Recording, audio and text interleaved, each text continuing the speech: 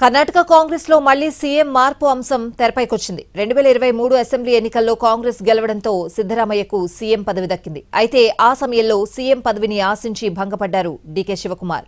Deputy CM పదవితో సరిపెట్టుకున్నారు.